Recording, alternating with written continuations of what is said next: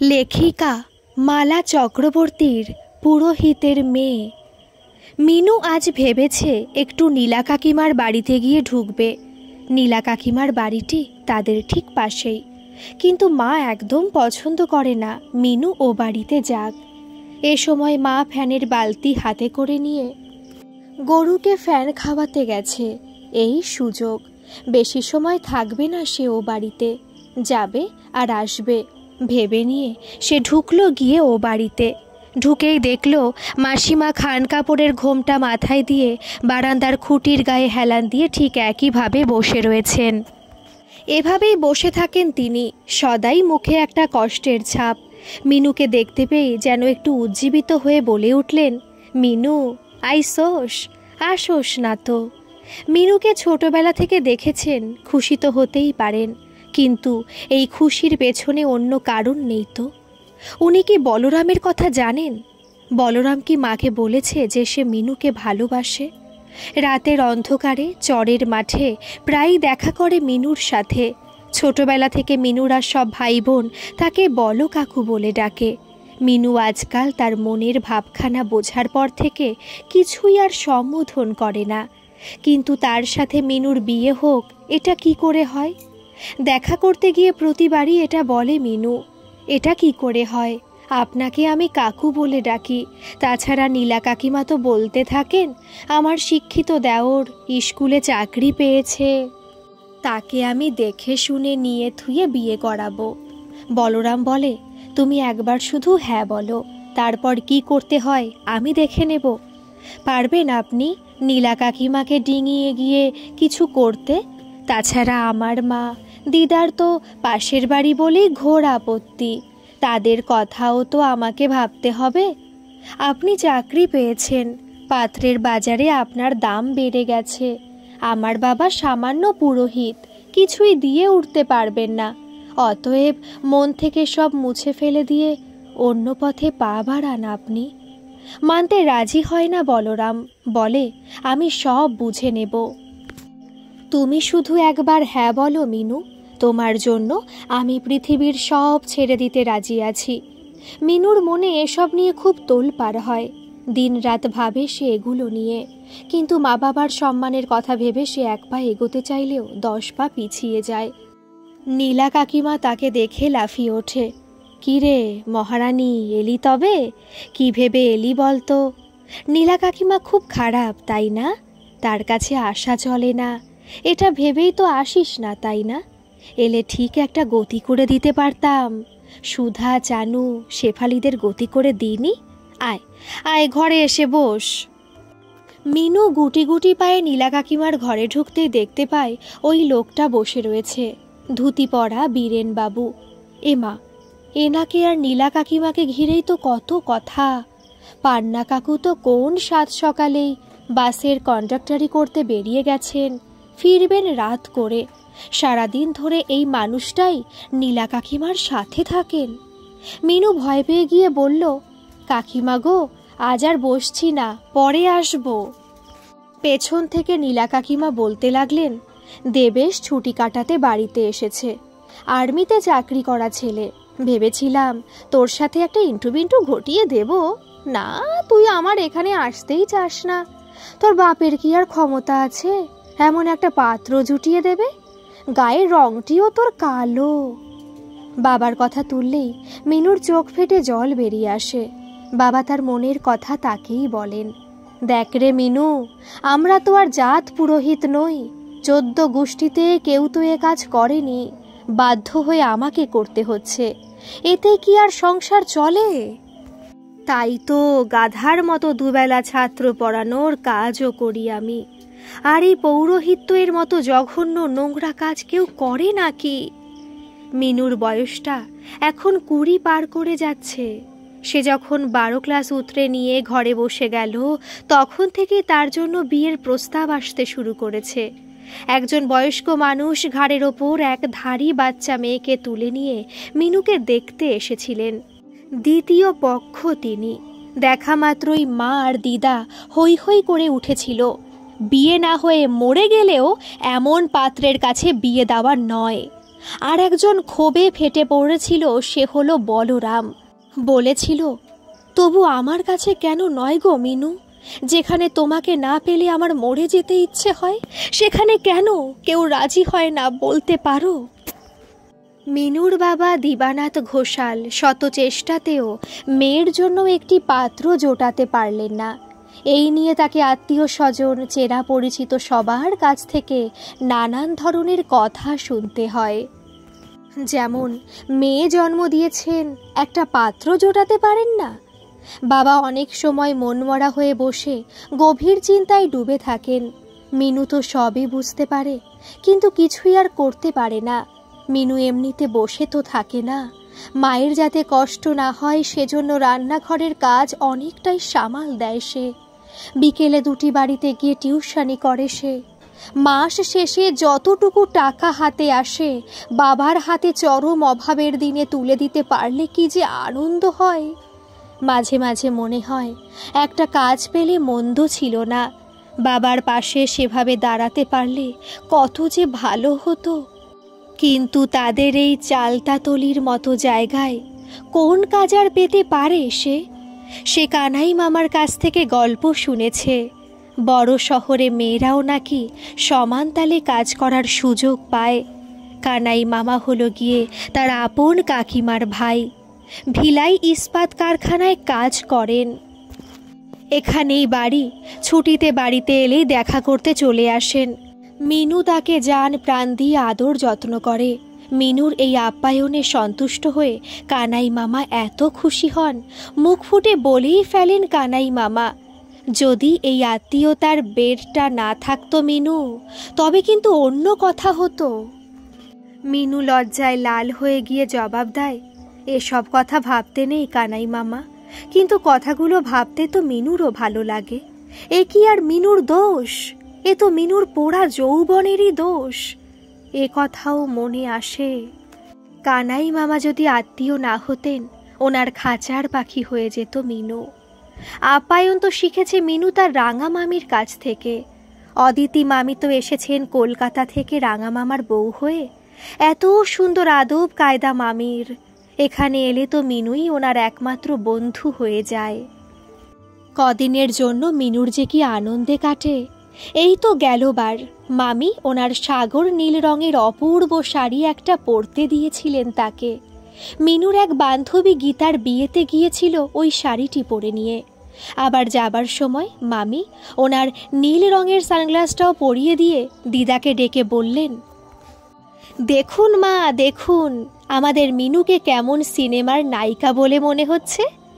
দিদা মিনুর দিকে তাকিয়ে থেকে একটা দীর্ঘশ্বাস ছেড়ে দিয়ে বলেন, কপালটি যদি সুন্দর হতো ডেকে দেখাতাম সবাইকে। সেদিন রাস্তায় পথ প্রেমিকগুলো পর্যন্ত কেমন হকচকিয়ে গিয়েছিল মিনুকে দেখে। আর বিয়ে বাড়িতে তো কথাই নেই। গোটা বিয়ে বাড়িটিতে মিনু যেন মক্ষী রানী হয়ে উঠেছিল। কিন্তু হলে কি হবে, কোথাও কোনোভাবে একটুখানি সাড়া দিতে তো মিনুর পা জড়িয়ে গেছে। সে তো জানে সে আসলে কি। খুব কাছেই মামা বাড়িটি আছে। দিদা আছেন বলেই তো মিনুরা সময় সময় শুকিয়ে মরতে মরতেও বেঁচে রয়েছে। না হলে কি যে হতো। দিদাদের অবস্থা সচ্ছল। দিদার একটি অশান্তি, মেয়ে অতসীটা বড়ই কষ্টে আছে। তাই তো দিদা লুকিয়ে চুরিয়ে হলেও মেয়ের বিপদে পাশে এসে দাঁড়ান। মনটা বড় খচখচ করছিল মিনুর। সবাই তাকে এই সাজে দেখল, কিন্তু বলরাম কোথায়? ও কি দেখবে না তাকে? আবার ভাবছিল, এই কথা সে ভাবছেই বা কেন? সে তো ঠিক করেই নিয়েছে বিয়ে না হলেও বলরামকে বিয়ে করা তার পক্ষে সম্ভব নয়। ভাবতে ভাবতেই বলরাম এক গুমটি ঘরের দোকান থেকে চিংড়ি মাছের মতো লাফিয়ে মিনুর সামনে এসে একটা কথাই বলল, আজ রাতে মাঠে আসবে মিনু, তোমার সাথে কথা আছে। বলেই আর দাঁড়ায়নি সে। মিনু ভাবতে ভাবতে এলো, বাবা, বলরামের সাহস তো কম নয়। আজই সে প্রকাশ্য দিবালোকে মিনুর সামনে এলো। মিনু তো যায় ওর সাথে দেখা করতে। ওপরে পড়ে সে নাকচ করে তাকে। আবার কি কারণে যেন তার জন্যই মনটা তার খচখচ করে। আজ যেমন করলো। এটা কি প্রিয় মানুষকে আনন্দের ভাগ দিতে না পারলে মনে শান্তি হয় না? এটা কি তারই লক্ষণ? তবু মিনু ঠোঁট উল্টে বলেই ফেলল, বয়েই গেছে আমার। মা বাবা দুজনেই সেদিন তাদের ভগবানের কাছে করজোড়ে প্রার্থনা জানিয়েছিলেন, হোক না একটি মাটির পাত্রের মতো। আধার পেলেই আমাদের মেয়েটা যে কতটা সাজিয়ে গুছিয়ে নিতে পারবে জানি আমরা। তোমার একটু দয়া চাই প্রাণের ঠাকুর।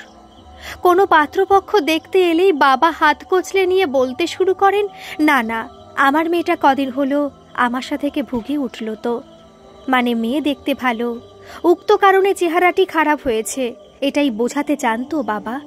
মিনু সবটাই বোঝে, না হলে বাবা একেবারে মিথ্যে বলার মানুষ না হয়েও এই একটি ক্ষেত্রে কেমন অবলীলায় মিথ্যে বলে যান বাবা।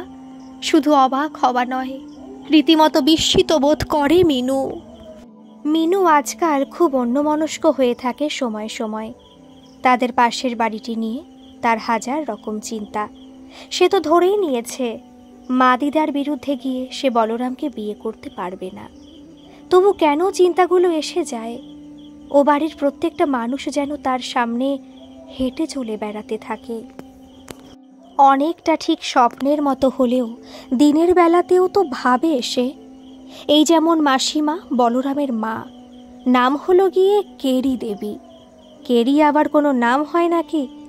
একজনেরই নাম শুনেছে মিনু। তিনি দুম করেই হঠাৎ হঠাৎ মায়ের কাছে আসেন। একমাত্র মায়ের কাছেই তিনি দুটো মনের কথা খুলে বলেন।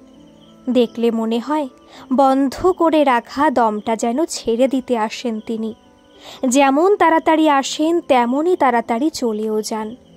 ওনার কথাগুলো কবে থেকেই শুনে আসছে মিনু। বড়ই সংক্ষেপ কথা, কিন্তু বিরাট অর্থ তার। এভাবেও মানুষ যে বেঁচে থাকতে পারে ভাবাই যায় না। মাথার উপরে যেন সারাক্ষণ এক খাড়া ঝুলতে থাকে। ভয় কেবল নীলা কাকিমাকে নিয়ে। কত কষ্ট যে তিনি মনের ভেতর চেপে রেখে দিয়ে পাথরের মতো বসে থাকেন। যেমন বলেন, জামরুল গাছগুলো বাড়িতে লাগাতে না বলেছিলাম, শোনেনি কথা। বলার বাবা তো ওই গাছেই ফাঁসিতে ঝুলেছিলেন। মা বলে, এত ভয় পান কেন দিদি? দেখতাম তো ছোটবেলা থেকে বলটা কত কষ্ট করে পড়াশোনা করেছে। আপনারা মা ছেলে একেবারে মরমে মরে কোণঠাসা হয়ে থাকতেন। আর একদিন হয়তো বললেন, আমার পান্নার কপালে তো শান্তি নাই গো অতসী। পান্নার বউ বাচ্চা থাকলেও নাই গো। রাইতে পান্না আমার লগে ঘুমায়, এইবার বুঝ ঝালাও তুমি। আর একজন হইল আমার মাইজদা পোলা হীরা। কাজ কম করে ঠিকই, কিন্তু বউ বাচ্চার লাইগা খরচ করতে চায় না। কৃপণ একটা। এই কারণেই তার বউ অনিতাটা বড় জালের কাছে থাইকা দাসী বন্দি খাটে গো। হ্যাঁ, এটা ঠিক। নীলা কাকিমা রান্নাঘরে দিনরাত হেসেল চলে। শুধু কি বাড়ির মানুষগুলো, কত যে আগ্রম বাগ্রম লোক পাত পেরে খায়। কয়েকজন কচি মেয়ে জান দিয়ে খাটে নীলা কাকিমা রান্নাঘরে। আবার তাদের বিয়েও হয়ে যায় পটাপট। এক গেলে আর এক আসে ওনার বাড়িতে। নীলা কাকিমার হাতে রান্নাও ভারী চমৎকার। সাধারণ নারায়ণ পুজোর সিন্নিও যে কত স্বাদের হয়। পাড়া ভেঙে লোক আসে ওনার হাতের সিন্নি প্রসাদ খেতে। মাঝে মাঝে তো মিনুরও ইচ্ছে হতো নীলা কাকিমার মতো জীবন কাটাবে সেও, হই হই রই রই করে। আজকাল আর সে ইচ্ছেটা হয় না। মাসিমার করুণ মুখটির কথাই মনে আসে বেশি করে। মা আর দিদা তো একটা কথাই বলে, ও বাড়িতে বউ হয়ে গেলে ওই অনিতার মতো বান্দি খেটেই খেতে হবে তোকে। ইস, বলরাম তো তাকে খাওয়ানো পড়ানোর ক্ষমতা রাখে, তবে কেন সে বান্দি খাটতে যাবে ও বাড়িতে? বরঞ্চ মাসিমার মতো দুঃখী মানুষটার মুখে সে প্রাণ দিয়ে হলেও হাসি ফুটিয়ে তুলবে। ইমা ইমা, কি সব কথা ভাবছে বসে মিনু। সে তো যাবেই না ও বাড়িতে। তবে বাকি থেকে যায় বলরামের তাকে নিয়ে গর্ববোধ করার ব্যাপারটি। সেদিন তো বিয়ে বাড়ি থেকে আসার পথে বলরাম লাফিয়ে সামনে এসে বলেছিল দেখা করতে। যাব কি যাব না ভেবেও মিনু প্রতিবারই দেখা করতে যায় শেষমেশ। সে রাতেও গিয়েছিল সে। বলরাম এমনিতে তো সিগারেট খায় না, কিন্তু দেখা করতে এলেই একটি জ্বলন্ত সিগারেট ঠোঁটে চেপে ধরে নিয়ে মিনু কাছে আসতে থাকে। একে তো সিগারেটের লাল আলোর ফুটকিটা দেখেই মিনু বোঝে আসছে সে। তাছাড়া অনভ্যাসের কাশির শব্দটাও তার গতিবিধি জানান দেয়। এসেই মিনুর ওপরে ঝাঁপিয়ে পড়তে চেয়েছিল বলরাম। মিনু লাফিয়ে সরে এসে বলে, এ কি করছেন আপনি? উত্তেজনায় ছটফট করতে করতে বলরাম বলেই চলল, মিনু মিনু মিনু, আজ তোমাকে আমি কি দেখলাম আমি তোমাকে বলে বোঝাতে পারবো না। পরক্ষণে নার্ভাস হয়ে গিয়ে বলতে লাগলো, মনে ছিল না, ভুল হয়ে গেছে, ক্ষমা করে দিও মিনু। তারপর অনর্গল বলে যেতে লাগলো, তোমাকে আকাশ নীলের মতো লাগছিল, তোমাকে দেবীর মতো লাগছিল, তোমাকে নীল অপরাজিতার মতো লাগছিল। মিনু এবার গলায় ঝাঁঝ এনে বলে ফেলল, থামবেন আপনি, এত বলতে নেই। তুমি কি আমায় মানুষ বলে মনে করছো না মিনু? তোমায় ছাড়া আমি বাঁচতেই পারবো না, জেনে রাখো তুমি। যুদ্ধে নেমেছি আমি, জয় আমি হাসিল করবই, তুমি দেখে নিও। মিনুর পরে এক ভাই বাবলা, তারপর বুলি। বুলিটাও দেখতে দেখতে কেমন বড় হয়ে উঠছে। দিদার মুখ থেকে প্রায় মিনু শুনতে পায়, এরপর বুলির জন্য যদি বিয়ের প্রস্তাব আসে তাহলে তো ওকে বিয়ে দিতেই হবে। তখন কি হবে মিনুকে ফেলে? অবশ্য বুলিকে নিয়ে মিনু তেমন ভাবে না। যা ডানপিটে মেয়ে সে, এই তো 12 ক্লাসের পরীক্ষা সেও দিয়ে ফেলেছে। সে তো সবার মুখের ওপরে বলে দেয়, আমাকে বিয়ের কথা বলা চলবে না, এরপর কলেজে যাব, নিজের পায়ের ওপরে দাঁড়িয়ে নিয়ে যা হবার হবে।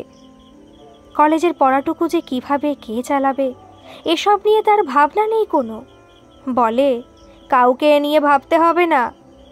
এদিকে নীলা কাকিমার বাড়িতে মিনু আর বলরামকে নিয়ে ঝড় উঠে গেছে। প্রায় নীলা কাকিমার গলা শুনতে পাওয়া যায়, বললেই হলো, দেখি তো কোন মেয়ে আমার শিক্ষিত দেওরের ঘাড়ে ঝুলতে পারে? আমি থাকতে এমন কাজ করতে পারবে কেউ? বলছি মেয়েকে সামলাও। ভয়ে মিনুর হাত পা ঠান্ডা হয়ে যায়। আর একজন হলেন রঞ্জন কাকু। খেয়ে দেয়ে কাজ নেই, একটা কিছু রসের সন্ধান পেলেই হলো। লুঙ্গিকে মুঠির ভেতর ধরে নিয়ে লাফিয়ে লাফিয়ে একবার এ বাড়ি আর একবার ও বাড়ি করে যাচ্ছেন, কেবল যেন মস্ত এক কাজ খুঁজে পেয়ে গেছেন। নীলা কাকিমার মুখ থেকে যে সব কথা শুনতে পাওয়া যায় না, সে সমস্ত সব খুঁটিনাটি কথা এ বাড়িতে এসে না জানালে রঞ্জন কাকুর পেটের ভাত হজম হয় না। মা আর দিদা বড় বড় চোখ করে মিনুর দিকে তাকাচ্ছেন। এসব কি শুনছি আমরা মিনু? কে যে খবরটি চাউর করে দিল কিছুই বুঝে উঠতে পারছে না মিনু। মিনু তো নদীর ওপারে টিউশনি সেরে ফেরার পথেই বলরামের সাথে দেখা করে। এক কাজে দুই কাজ হয়ে যায়, কারো তো জানার কথা নয়। তারপর অন্ধকারেই তো ওরা কথা বলে। অন্ধকারেরও যে চোখ থাকে জানা ছিল না মিনুর। বলরাম বলে, যা হচ্ছে ভালোর জন্যই হচ্ছে, আমাদের মঙ্গলই হবে তাতে। তবে মিনু যে ভাবছিল পাশের বাড়িতে মরে গেলেও বিয়ে নয়, তার কি হবে এবার? মিনু যেন দিনকে দিন একটা রোগীর মতো হয়ে যাচ্ছে। বলে তো সবাই প্রেমটাও নাকি একটা রোগের মতোই, ও বাড়িতে বউ হয়ে গেলে তার কি হবে কে জানে। কিন্তু এই নিয়ে যে দারুণ রকমের জল ঘোলা হবে সেটা বুঝতে পারছে সে। মিনুর কষ্টটা সইতে পারছেন না একমাত্র বাবা। এই সমস্ত কথা শুনতে পেয়ে বাবার যেন মাথায় আকাশ ভেঙে পড়েছে। অভ্যেস মতো বাবা হয়ে বসে তর্জনী আর বুড়ো আঙুল ক্রমাগত ঘষেই চলেছেন। নিজের অক্ষমতার সাথে পাঞ্জা কষছেন যেন। দিন রাত বাবার মনে একটাই চিন্তা, কোথা থেকে একজন পাত্র পাওয়া যায়। সমানতালে মিনুও চিন্তা করে চলেছে। এরই মধ্যে বুলি এসে মিনুর সামনে দাঁড়িয়ে বলল, আমি জানি দিদি তুই কাকে নিয়ে ভাবছিস। বলো কাকুকে নিয়ে নিশ্চয়ই। আমি সব জানি দিদি। কি বলে ওটাকে? রোজ অভিসারে যাস তুই, তবে আর চিন্তা কি? ভালোই তো, চাকরিও করছেন বলো কাকু, ভয় নেই, আমি আছি তোর পাশে। এসব ব্যাপারে ভয় না পেয়ে বুক চিতিয়ে দিয়ে বলতে হয়, আমি বলরামকে ভালোবাসি। মিনু অবাক হয়ে বুলির মুখের দিকে তাকিয়ে থেকে হঠাৎ ওর মুখ চেপে ধরল গিয়ে। বুলি বুলি চুপ কর তুই। আরও অবাক হয়ে গেল মিনু, এই বয়সে এত কথা শিখলো কোথা থেকে বুলি? ওর প্রেমে পড়ার সাধ্য কি আছে কোনো ছেলের? দেবে না পায়ের চটি খুলে নিয়ে গালের ওপর চটাস চটাস করে? এই বুলিকে নিয়েও কম চিন্তা নাকি মা বাবার? কি করে সামলাবেন তারা তাকে? অদিতি মামি এখানে এলে সর্বক্ষণ বলতে থাকেন, আমাদের মিনুর মতো একটি গুণী মেয়ের জন্য একজন ভালো পাত্র পাওয়া যাচ্ছে না, কি যে আর করা যায় ভেবেই পাই না। দিদা বলেন, এই জগৎ সংসার কেবল ওপরটাই দেখে, ভেতরটা কেউ আর দেখতেই চায় না। মামি তো কথা বলেন, কিন্তু মিনুর কাকিমাটি একেবারে উল্টো কথা বলেন। বলেন, জন্মেছিস তো পুরুত ঠাকুরের ঘরে, তাই আবার গায়ের রংটি হয়েছে কালো, বিয়ে তো তোর হবে না, ঘরের খুঁটি হয়েই থেকে যাবি। কাকিমা বাড়িতে এলেই মিনু ভয়ে একেবারে সিটিয়ে থাকে। এবার বুলি থাকাতে কাকিমার একটা কথার প্রতিবাদ করে উঠেছিল। বুলির তো খুব সাহস। কাকিমা অভিযোগ করেছিলেন, বিয়ের পরপর আমি নদীতে গিয়ে চান করা, কাপড় ধোয়া করেছি কত। বুলি মুখের ওপর বলে দেয়, কেন গো কাকিমা, আমাদের মা কি তখন সুন্দর বাথরুমে বসে চান দান করতো নাকি? ব্যাস, কাকিমা এখন বুলির ভয়ে মুখ ফসকে আর কিছু বলতেই চান না। মিনু ভাবে, ভাগ্যিস কানাই মামার কথাতে সাড়া দেয়নি সে, তাহলে যে কি হতো। কাকিমার ভাইয়ের সাথে কি সম্পর্ক হয় না কোথাও? হয়তো মিনুর বান্ধবী ঝুনুই তো তার কাকিমার ভাইকে বিয়ে করলো। কানাই মামাকে বিয়ে করলে সে তো কত দূরে চলে যেত। কাকিমা কি আর তার নাগাল পেতেন? জাগিয়ে এসব ভাবনা ভাবার কোনো যুক্তি না থাকলেও মনের ভেতর এসেই যায়। প্রশ্নটা যখন মিনুর বিয়ে নিয়ে, বলি যে কোথা থেকে কোথায় ঘুরে বেড়ায় নিজের মর্জি মতো। দিদা কখনো বলেন, এই মেয়েটাকে বিয়ে তুই দিতে পারবি না রে অতসী, কোনোদিন বাড়ি থেকে কার হাত ধরে পালিয়ে যাবে খেয়াল রাখিস। বুলি একদিন নাচতে নাচতে মিনুর সামনে এসে বলল, কি দেখে এলাম জানিস দিদি? কি করে জানবো? তোর নামে শীষমহল উঠছে পাশের বাড়িতে, বলো কাকু বানাচ্ছেন। শীষমহল ঠিক নয় যদিও, তবু আমি ওটাকে স্বপ্নের শীষমহলই বলবো। ছোট্ট সুন্দর মতো একটি ঘর, আর বলো কাকুর চোখে মুখে আনন্দ যে কতটা না দেখলে তুই বিশ্বাসই করতে পারবি না রে। দিদি, আমি তো বলেই ফেললাম। কি হলো বলো কাকু, বিয়ে করবে নাকি তুমি? বলো কাকু লজ্জা শরম ভেঙে বলেই ফেললেন, হ্যাঁ করবো তো, আমার ভালোবাসার মানুষকে আমি এখানে এনে তুলব। তা তিনি কোথায় থাকেন বলো কাকু? সে এতই কাছে থাকে যে কেউ তাকে আমার স্বপ্নের রানী বলে মানতেই চায় না। দিদি রে, ঘরটি তো তেমন বিশেষ কিছুই নয়, টিন বাঁশ আর দরমা বেড়ার ঘর, কিন্তু দুটি চোখের স্বপ্নটা যে দেখার মতো রে দিদি, তোকে এত ভালোবাসতে আর কেউ পারবে না রে। মিনু সবই বোঝে, কিন্তু ও বাড়িতে গেলে নিত্যদিন নীলা কাকিমার সাথে অশান্তি তো মা বাবার কর্ণগোচর হবেই, সেটি ভেবেই মিনুর আজও ভয় করে। বুলির সামনেও একটু প্রচ্ছন্ন অভিনয়ের ভান করে সে। কি করে এটা হয় বলতো বুলি? মা বাবার কথাটা একবার ভেবে দেখেছিস? আমি কিছু বুঝতে চাই না, একমাত্র তোর জন্যে বিয়েটা আটকে রয়েছে। কেন ভয় পাচ্ছিস? আমরা কি তোর কেউ নই নাকি? একবার ভেবে দেখ কথাটা। নীলা কাকিমা বেচাল করলেই কি, আমি তো অন্তত মেনে নেব না। বাবার দুশ্চিন্তা তো যে কিছুতেই কমে না। এক্ষেত্রে বাবা শুধু তার অপদার্থতাকে দায়ী করেন। শেষমেশ বাবা এক পাত্রের সন্ধান পেলেন। বাবার বন্ধুস্থানীয় এক ব্যক্তি বিবেকবাবু এক পাত্রের সন্ধান দিলেন। ছেলেটি নাকি ভদ্র বিনয়ী, ব্যবসা সূত্রে কলকাতা থেকে এখানে আসে সে। পাত্র একাই, মা বাবা কেউ নেই তার। বহু কষ্ট করে সে নাকি একটু ছোট্ট মতো ফ্ল্যাট বাড়িও কিনে ফেলেছে সেখানে। শুনে বুলি বলে, কোথায় সিমেন্ট বালির পায়রা খোপ, আর কোথায় ভালোবাসার অশ্রু আনন্দে গড়ে তোলা শীষমহল। দুটোর মধ্যে মিল খুঁজে দেখতে চাওয়াটাই মস্ত বড় ভুল, তাই না রে দিদি? মিনু বলে, বাবা কিন্তু বিবেক কাকুর কাছ থেকে টাকা ধার করে নিয়ে কলকাতা যাবার পরিকল্পনা করে বসে রয়েছেন। তুই কিন্তু বাবার এই পরিকল্পনাকে ভেঙে দিতে চাস না বুলি। দেখাই যাক না বাবা সেখানে গিয়ে কতটুকু কি বুঝে আসতে পারেন। দেখ বুলি, বাবা কিন্তু স্রোতের মুখে পড়ে গিয়ে খড়কুটো একটা খুঁজে পেয়েছেন। কথা দে, এটাকে বানচাল করে দিতে উদ্যত হবি না তুই? আচ্ছা, এখন আমি আর কিছু বলছি না ঠিকই, সময় আমি বলবো সব কথা। তুই দেখে নিস দিদি, এখন আর আমি ছোট হয়ে নেই মোটেই, যথেষ্ট বড় হয়েছি আমি। অন্তত এটুকু বুঝতে পেরেছি, সত্যিকারের ভালোবাসার যে এক অদৃশ্য অসীম ক্ষমতা থাকে, সেখানে যে কোনো খড়কুটোই বানের জলে ভেসে যেতে বাধ্য হয়। মিনু ফ্যালফ্যাল চোখে চেয়ে থাকে তার ছোট বোনটির দিকে। মিনুকে পাত্র এসে দেখে গেল, কথাটি পাকাপাকি করতে আঙুলের আংটির মাপও নিয়ে গেল। বাড়ির সবাই ভেবে নিলেন সৌভাগ্য দেরিতে হলেও আসছে মিনুর কপালে। শ্যালকের পরামর্শে দিবানাথ ধার দেনা করে হলেও পাত্রের সুরুক সন্ধানের উদ্দেশ্যে রওনা দিলেন।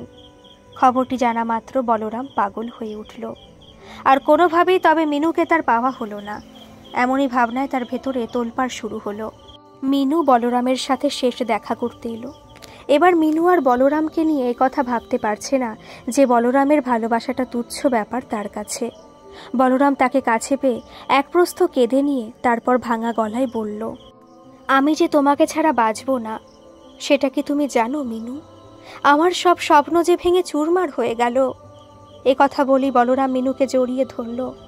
আজ আর মিনু বলরামের কাছ থেকে সরে আসার চেষ্টাও করল না, কেমন বিবশ হয়ে রইল।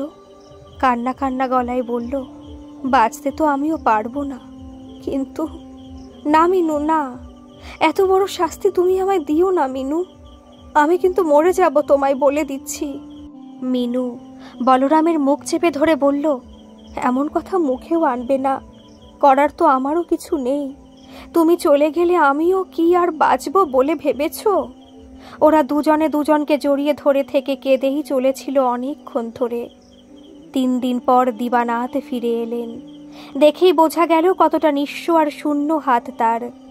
জানা গেল সঠিক ঠিকানায় গেলেও পাত্রের কোনো হদিশ তিনি খুঁজে পাননি। এত ভণ্ড হয় মানুষ। এবার আর মাথা তুলে তাকাতে পারছেন না তিনি। মিনু আতঙ্কিত হলো, বাবাজি এবার অসুস্থ হয়ে পড়বেন। বুলি এবার মাঠে নামলো। সে সরাসরি নীলা কাকিমার বাড়িতে গিয়ে ঢুকল। নীলা কাকিমা তাকে দেখতে পেয়ে তেলে বেগুনে জ্বলে উঠে বললেন, এই যে এলেন বিদ্যে ধরি, কি মনে করে? বুলি আর নীলা কাকিমার কথার উত্তর দিল না। তার চোখ খুঁজছিল বল কাকুকে, কোথাও দেখতে পেল না বলে ফিরে আসছিল। এমন সময় পেছন থেকে বল কাকু তার হাতটি টেনে ধরেই হাউমাউ করে কান্না জুড়ে দিলেন। কান্নার দমক শেষ হয়ে গেলে কোনো মতে বলতে পারলেন, আমাকে কি তোরা চোখে দেখতে পাস না নাকি রে বুলি? বুলি বলল, আচ্ছা, আজ আমি বাবার কাছে গিয়ে কথাটি তুলছি, আপনি শান্ত হন। বাবা বসে আছেন এমনভাবে যেন সব শেষ হয়ে গেছে আর কি। বাবার সামনে এমন একটি প্রসঙ্গ তোলার সাহস তো বুলির ছিল না, কিন্তু আজ তাকে বলতেই হবে। সে বলল, সত্যিই তো, বল কাকুকে আমরা এতদিন ধর্তব্যের মধ্যেই আনিনি। সবচাইতে বড় কথা, বল কাকু দিদির সুখ দুঃখের সবটুকু বোঝেন। দিবানাথ গা ঝাড়া দিয়ে বসলেন। বলছিস তুই? ডাক ওকে।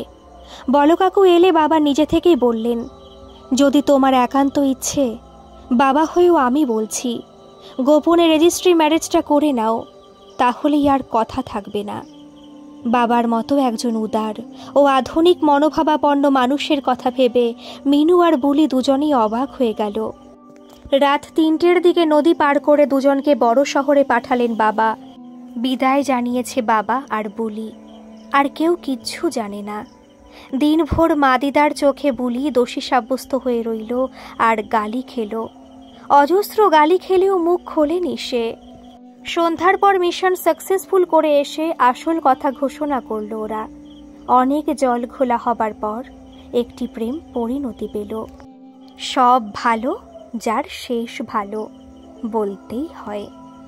গল্পটি কেমন লাগলো অবশ্যই কিন্তু কমেন্ট করে জানাবেন, আর ভালো লাগলে একটা সাবস্ক্রাইব করে আমার পাশে থাকবেন। ধন্যবাদ।